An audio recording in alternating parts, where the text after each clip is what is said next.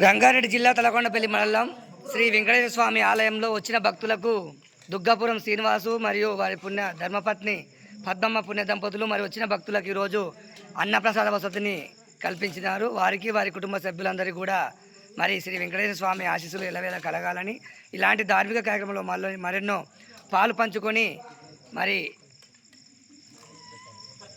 భగవంతుని ఆశీస్సులు పొందాలని కోరుకుంటున్నాం. జై శ్రీరామ్.